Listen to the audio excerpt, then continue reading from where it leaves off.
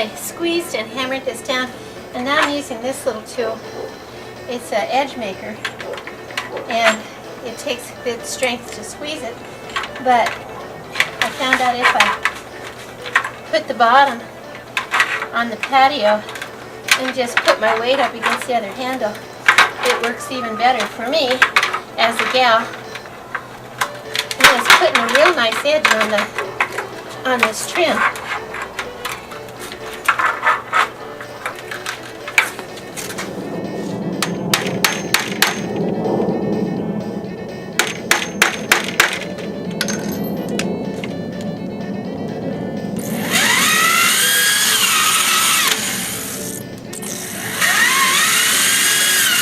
The hinge on the piano hinge on the back of the bread box was too shallow when it came to putting it actually on the bread box. So I went in the hardware store trip.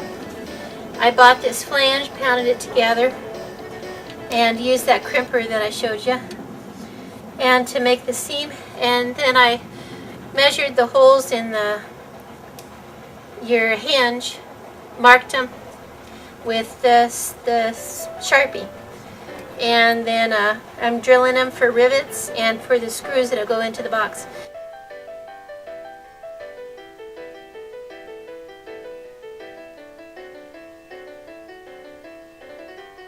This is a 2x4 I have it on that I'm drilling, and it's about that wide. So that ought to give me the extra length I need for the lid to close appropriately and hook onto the back of the box. The reason it was too short is because the piano hinge is awfully, it's not very wide to start with, not very deep to start with.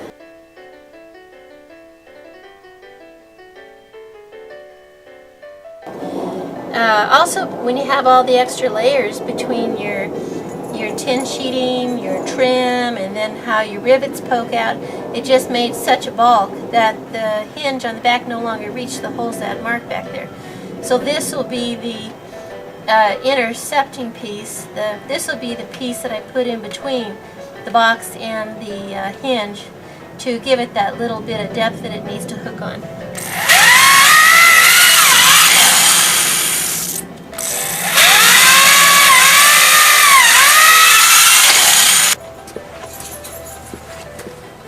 Since I had to buy 2 of the piano hinges, I ended up with extra screws, which is great because now I can use it on the back to put even more support to that back hinge that I made for the reflective panel.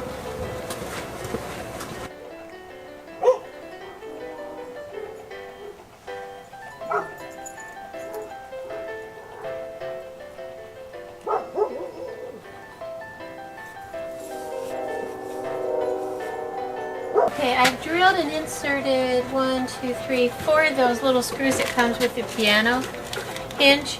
They're not long enough to go through the layers of the bread box, so we're going to have to get some sheet metal screws instead. These will not work.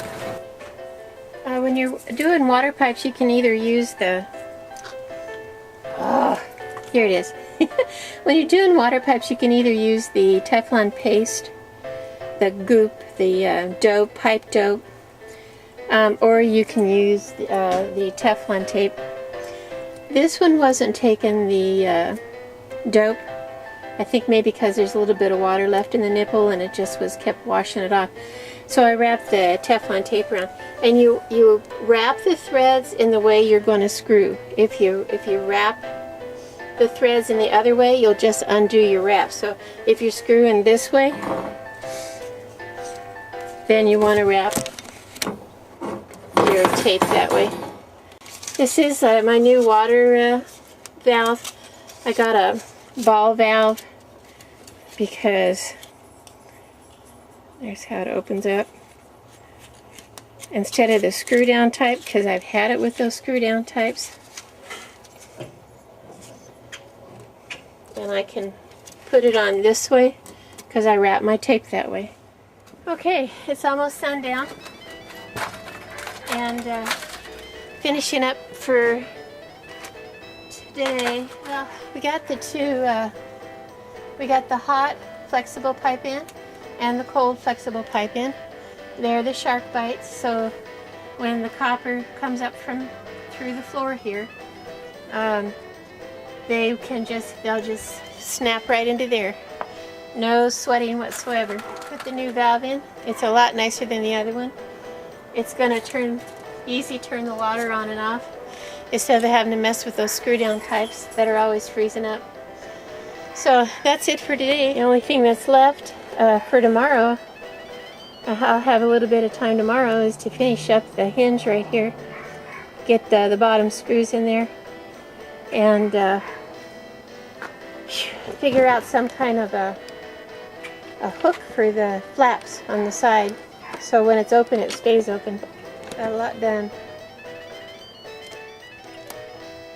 Screwing in the screws for that back support for the hinge on this plate that I hammered down, and I sheared off one of the screws back here so I could drill it out, and the hole would be bigger then. I'd have to find a bigger screw, which would be okay. But I think what I'm going to do is just drill beside it and try it again. See how that goes.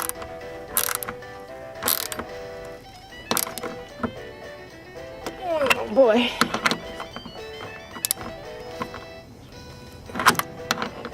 Okay, I'm going to have to get a double-handed crank on this. Let's see here. Come on.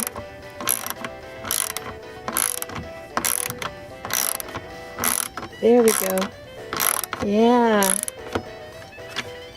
And it's actually bringing up the material secure enough where it's exposing the screw head, or the screw shank, what's left in there. Alright, so I might be able to work this one out now. Stick a little caulking in there so that it doesn't leak.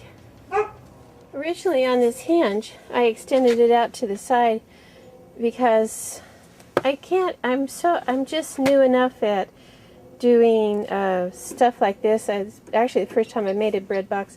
I couldn't really visualize the hinge. I was thinking I was going to have extra padding come out over the bread box, but it's actually extending out without the extra. It's extending out just fine. So I have this extra hinge hanging out right here, and I also have the extra backing. Now this extra backing could lend me to some stability. Alright, I'm going to drill out the rivets here first that are connecting to the hinge, and then move this a little bit so it doesn't get hurt, and then saw this hinge off with the power saw so that I can actually bend this around the side of the bread box and screw it in, and that'll make this support hinge give you some real stability. Wow, look at those wings. It's like a DeLorean, but solar style. You remember from the diagram of a prior episode, the angle for the summer position has to be back an additional 30 degrees. So once this box gets set, it's not going to move because it's going to be plumbed in directly into the water closet. So we have to get the box set right now before we actually do the plumbing. So I'm using my quick square again. I'm hoping that it has degrees on here for me. It does. So it needs to go back to about right there. So which means I have to have enough clearance to have it angle about that much.